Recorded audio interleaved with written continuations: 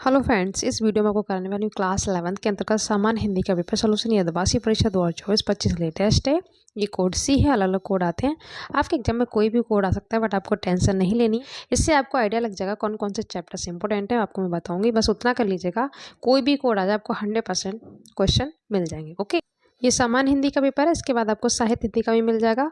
और आपको दोनों ही पेपर देखने, चाहे आप आर्ट साइड के स्टूडेंट हो चाहे आप साइंस साइड के, क्योंकि एमसीक्यूज वही सेम हो जाते हैं, व्याख्या भी सेम हो जाती है, थोड़ा सा ग्रामर में चेंज होता है। ओके, और मैंने सेपरेट प्लेलिस्ट बना दी है क्लास 9, 10, 11, 12 सभी की। ओके, हाफिली पेपर सोल्यूशन 2024-25 के नेम से बनी हुई है। वहाँ पे आपको सभी पेपर मिल जाएंगे विद सॉल्यूशन। तो चलिए फटाफट से देख लेते हैं। गाथा काल के कवि हैं, ऑप्शन सी हो जाएगा दलपत विजय। भारतेंदु युग का समय है 1850 से 1900 ईस्वी तक। रानी केतकी की कहानी, ये क्वेश्चन बहुत ज़्यादा इंपॉर्टेंट है, 11, 12 सभी में पूछा आता है। ईसा अल्लाह खां, ठीक है। क्वेश्चन नंबर 4, ये भी इंपॉर्टेंट है, इसकी व्याख्या भी आई हुई है, इस चैप्टर से व्याख्या भी आई हुई है, ठीक है। आर्चर्ड की सभ्यता के लेखक हैं सरदार पोर सिंह। एकांकी के जनक माने जाते हैं। ये क्वेश्चन 9th में भी खूब पूछा आता है, तो डॉक्टर राम कुमार वर्मा। ओके, अब देख लेते हैं काव्य के एमसीक्यूज। वीर गाथा काल की विशेषता है तो युद्धों का सजीव वर्णन। ओके, प्रिय प्रवास महाकाव्य बहुत पूछा था, मोस्ट इंपोर्टेंट है। ये अयोध्या सिंह उपाध्याय हरिऔध का है। बीजक रचनाओं का संकलन है, बहुत सिंपल है, कबीर जी का है ये। साहित्य लहरी, सूरसागर, सूरसारावली, ये किसकी हैं? ये सूरदास जी की हैं। क्लास 10th में भी ये क्वेश्चन खूब पूछा जाता है। रुनकता नामक स्थान संबंधित है तो इन्हीं से है, सूरदास जी से, ठीक है। इन्हीं का जन्म यहाँ पर हुआ था। ये पैसेज इतना इंपॉर्टेंट है, पता नहीं कितनी बार ही पूछा गया है।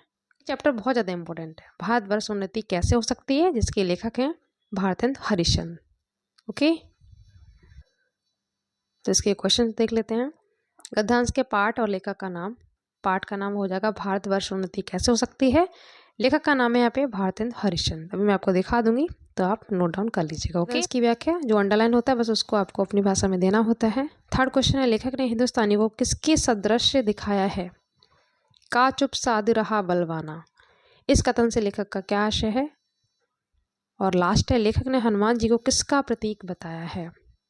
ओके, तो सारे आंसर्स देख लेते हैं।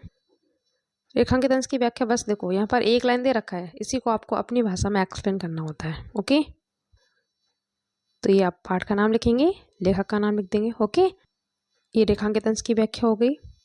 ओके, नेक्स्ट है, लेखक ने हिंदुस्तानियों को रेलगाड़ी के समान बताया, ठीक है। इसका अर्थ आप ये लिख देंगे, लेखक ने हनुमान जी को किसका प्रतीक बताया है? तो हिंदुस्तानी लोगों का प्रतीक बताया। तो इसलिए आप ये कर लेंगे सारे आंसर। ये सेकंड वाला जो पैसेज देखो यहाँ पे आचरण आ गया, तो ये चैप्टर वही है, आचरण की सभ्यता, जिसके लेखक हैं सरदार पोर सिंह। ओके, तो जो अच्छा लगे आप कर लीजिएगा, दोनों ही इंपॉर्टेंट है। कोई भी कोड आ जाए आपको इन चैप्टर से एक पैसेज मिल जाएगा, बस आपको पहचान आना चाहिए। शीर्षक और कवि का नाम। शीर्षक साखी हो जाएगा, कवि का नाम कबीरदास। ओके, रेखांकित अंश की व्याख्या, ना से लेकर लागी तक, यहाँ तक, ठीक है। कबीर ने किसके माध्यम से आत्मा की स्थिति पर प्रकाश डाला है? यहाँ कबीर ने किन दो पक्षों के संदर्भ में अपने भाव व्यक्त किए हैं? और कबीर जीवात्मा से क्या कहते हैं? ये क्वेश्चन यहाँ पे पूछे गए हैं। यहाँ पे तो परमात्मा और आत्मा के बारे में भाव व्यक्त किए इन्होंने, ठीक है। कबीर ने किसके माध्यम से आत्मा की स्थिति पर प्रकाश डाला है? तो कमलिनी के माध्यम से। ओके, अब रेखांकित अंश की व्याख्या देख लेते हैं। आपसे जितना पूछा गया आप उतना ही लिखेंगे, यहाँ से, ठीक है, यहाँ से लेकर यहाँ तक। ओके, इतना आप लिखेंगे। लास्ट में जो क्वेश्चन पूछा गया, कबीर जीवात्मा से क्या कहते हैं, तो जीवात्मा को यहाँ पर कमलिनी से कंपेयर किया गया, तो आप यही यहाँ पे लिख देंगे। ओके, मैसेज भी खूब पूछा था, मैंने आपको लास्ट ईयर भी करवाया था, ठीक है, इंपॉर्टेंट है सूरदास जी का। तो आपको जो अच्छा लगे कर लीजिएगा। उसके बाद आपको साहित्य परिचय देना होता है, ठीक है। तीनों ही इंपॉर्टेंट है, कोई भी कोड आ जाए आपको इसमें से मिल जाएगा। तो कोई भी कोड आ जाएगा रे, आपको टेंशन नहीं लेनी है। उसके बाद एक कवि का यहाँ पे आपको लिखना है, जो अच्छा लगे कर लीजिएगा। कहानी दोनों ही बहुत इंपॉर्टेंट है, जो आपको इजी लगती हो वो कर लीजिएगा। ओके, क्वेश्चन आपको खंड काव्य का मिलेगा, मैंने गौड़ध्वज वाला करवा रखा है, ठीक है।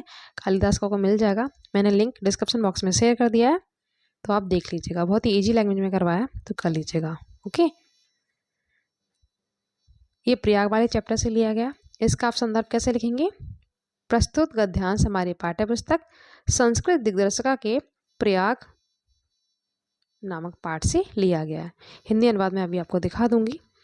ऐसी इधर से ये स्वास्थानी चैप्टर से लिया गया, बहुत इंपॉर्टेंट है ये चैप्टर। कोई भी कोड आ जाए आपको इसमें से एक श्लोक जरूर मिलेगा, मैंने करवा रखा है अच्छे से, लिंक भी मैंने शेयर कर दिया, तो प्लीज देख लीजिएगा। ओके, मुहावरा, नाक में दम करना, बहुत परेशान करना, मक्खा लगाना, चापलूसी करना। यहाँ पर एक का पूछा गया, जो अच्छा लगे कर लीजिएगा। ये श्लोक की व्याख्या है स्वास्थानी वाले की, ठीक है, और ये प्रयाग चैप्टर का हिंदी अनुवाद है, ये आपको लिख लेना है। ओके, इजी है बहुत ही। अब ग्रामर के क्वेश्चन देख लेते हैं। मैंने बहुत अच्छे से ग्रामर करवा रखी है, रस, छंद, अलंकार, ठीक है, संधि, बहुत अच्छे से मैंने ट्रिक से करवाई है, प्लीज देख लीजिएगा। लिंक मैंने शेयर कर दिया है। ओके, यहाँ पर हो जाएगा राज प्लस ऋषि, ये मैंने ट्रिक से करवाई है। अयाद संधि बहुत इंपॉर्टेंट है, आपको 12th क्लास में भी मिलेगी। से प्लस आना, बहुत अच्छे से मैंने ट्रिक से बताया इसमें हो जाएगा ऑप्शन सी। ओके, आत्मा और नाम, ये शब्द रूप याद कर लीजिएगा, 12th में भी आपको मिलेगा। इसमें षष्ठी द्विवचन है, इसमें षष्ठी बहुवचन है। ओके, यहाँ पर एक हो जाएगा अचार और एक आचार, तो ऑप्शन बी हो जाएगा इसका जलज। ट्रिक बताया मैंने, जा हो तो जल हो जाएगा, दा हो तो बादल हो जाता है, धा हो तो समुद्र हो जाता है। तो जल में क्या खिलता है? कमल। दा मतलब बादल, तो ये हो गया।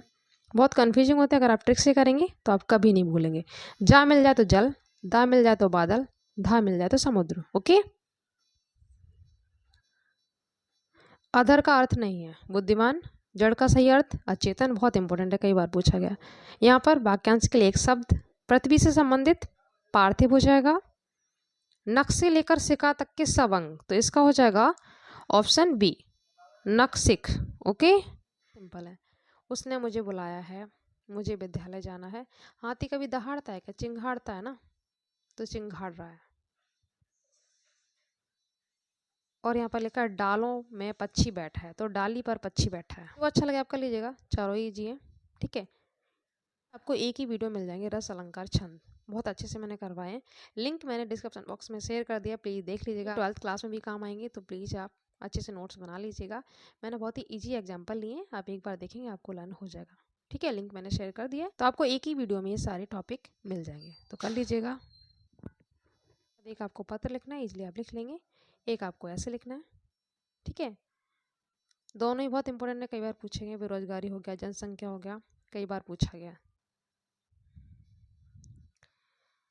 ऐसे ये दोनों बहुत इंपॉर्टेंट है। बेरोजगारी हो गया, जनसंख्या हो गया, इन्हीं से पूछा जाता है, तो कर लीजिएगा।